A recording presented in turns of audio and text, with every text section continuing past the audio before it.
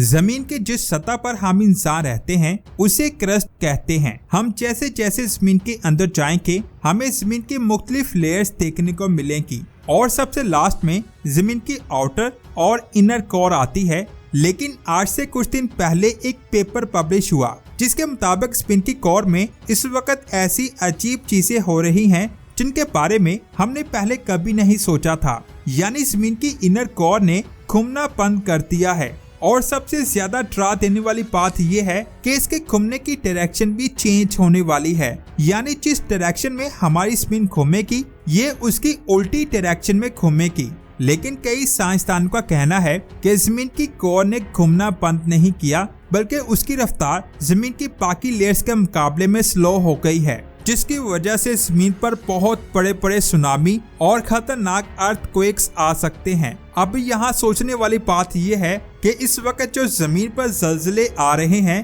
क्या वो इसी वजह से आ रहे हैं? आखिर इससे कितनी तबाही होगी? ये अमेजिंग इन्फॉर्मेशन आप जानोगे आज की इस वीडियो में, तो पूरी वीडियो वॉच कीजिएगा। और आप देख रहे हैं स्पेस वर्ल्ड। जैसा कि मैंने वीडियो के शुरू में आपको बताया कि जमीन की कई लेयर्स हैं और सबसे लास्ट पर जमीन की आउटर और इनर कोर आती है, जबकि इनर कोर एक सॉलिड बॉल है जिसका साइज मार्स के बराबर है। ये कोर जमीन की ऊपर वाली लेयर से 5000 किलोमीटर नीचे मौजूद है। इस कोर के चारों तरफ एक लिक्विड आउटर कोर मौजूद है। इसके ऊपर मेंटल लेयर है जिसकी मोटाई 2900 किलोमीटर है। इसके बाद आती है हमारी जमीन की सबसे ऊपर वाली लेयर जिसे क्रस्ट कहते हैं। इस सतह पर हम इंसान और बाकी जानदार रहते हैं। ये बात आप जान लें कि अगर हमारी जमीन किसी सॉलिड बॉल की तरह होती तो इसकी सारी लेयर्स अपने एक्सिस पर एक ही रफ्तार में घूम रही होती। लेकिन कोलंबिया यूनिवर्सिटी के साइंसदान जब जमीन की इनर कोर को स्टडी कर रहे थे तो उन्हें पता चला कि जमीन की इनर कोर बाकी लेयर से अलग आजादाना अपनी रफ्तार पर घूम सकती है। अगर ये कोर कम या ज्यादा रफ्तार से घूमेगी तो इसका असर जमीन की बाकी लेयर्स पर हो सकता है।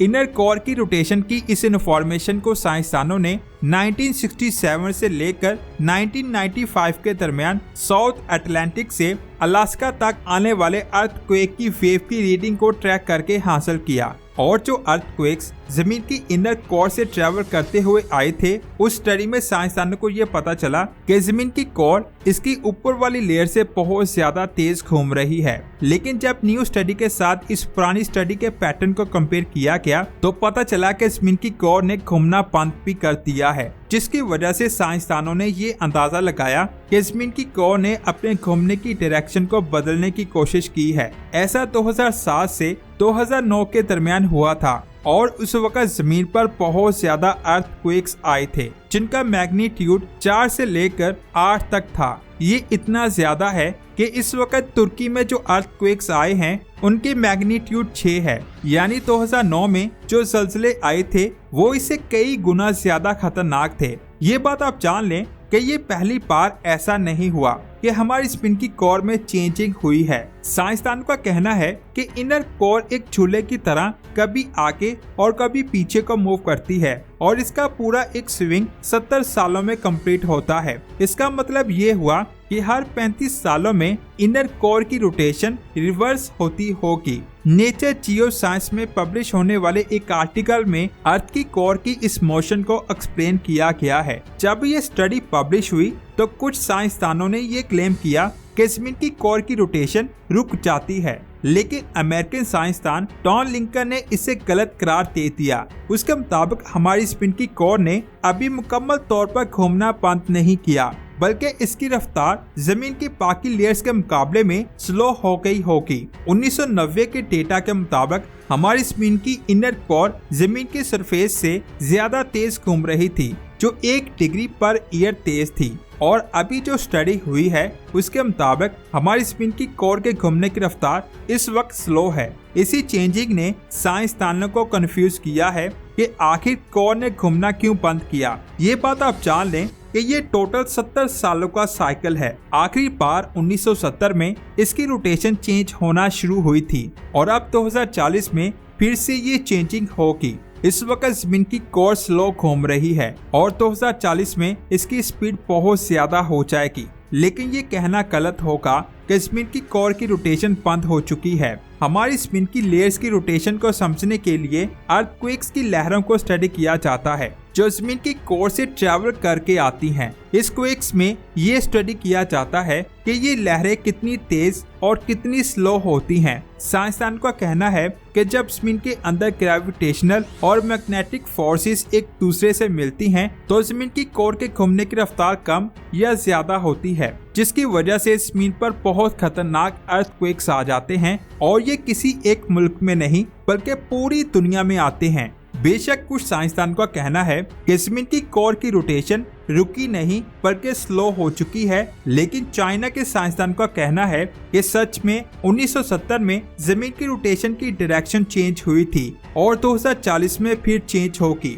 चाइना के साइंसदानों ने 1995 से लेकर 2021 के दरमियान आने वाले क्वेक्स को स्टडी किया और कहा कि 1990 में जमीन की कोर की रफ्तार बहुत ज्यादा तेज थी, लेकिन 2009 के आसपास इसने पूरी तरह से घूमना बंद कर दिया था और अब 2022 और 2023 में इसकी रफ्तार स्लो है, यानी जमीन की कोर ने दोबारा से घूमना शुरू कर दिया है और वक्त के साथ साथ इसकी रफ्तार तेज होती जाएगी और 2040 में इसकी रफ्तार बहुत ज्यादा तेज होगी। तो क्या हम ये कह सकते हैं कि अभी जो क्वेक्स आ रहे हैं वो इसी वजह से आ रहे हैं और ये भी हो सकता है कि इनकी तादाद दिन ब दिन बढ़ जाए, जिनका असर पूरी दुनिया पर हो सकता है। साइंसदान इसको मजीद स्टडी कर रहे हैं और इससे होने वाले खतरनाक इफेक्ट को जानने की कोशिश कर रहे हैं। साइंसदानों का ये भी कहना है कि कोर की रोटेशन का असर हमारे दिन के टाइम पर भी हो सकता है। इसकी वजह से स्पिन को अपने एक्सिस पर घूमने में जितना वक्त लगता है उसमें चेंजिंग आ सकती है। ये बात आप जान लें कि इस वक्त हमारी स्पिन अपने एक्सिस पर 1000 मील फी घंटा की रफ्तार से घूम रही है और इसे अपने एक्सिस पर अपना एक चक्कर पूरा करने में 23 घंटे 56 मिनट और 4 सेकंड का वक्त लगता है। कोर के बारे में होने वाली न्यू स्टडी के बाद ये अंदाजा लगाया जा रहा है कि दिन और रात में फर्क आ सकता है, मौसम में चेंजिंग आ सकती है और साथ ही इसका असर वोल्केनिक अरप्शन पर भी होगा। अभी जो वोल्केनिक एक्टिव नहीं है वो दोबारा से एक्टिव हो सकते हैं, जिनसे निकलने वाला लावा बहुत ज्यादा तबाही मचा सकता है। इसकी वजह से बहुत ज्यादा तूफान भी आ सकते हैं और बहुत बड़े बड़े अर्थक्वेक्स भी आ सकते हैं। और अभी जो क्वेक्स जमीन के मुख्तलिफ हिस्सों में आ रहे हैं हो सकता है कि वो इसी की वजह से आ रहे हों, लेकिन चाइना के साइंसदान का कहना है कि साइंसदानों को इस पर मजीद स्टडी करनी चाहिए। वैसे आपका इसके बारे में क्या ख्याल है, नीचे कमेंट करके जरूर बताएं और ये भी कमेंट करके बताएं कि आज की वीडियो आपको कैसी लगी। अगर अच्छी लगी तो इसे लाइक और शेयर लाजमी करें।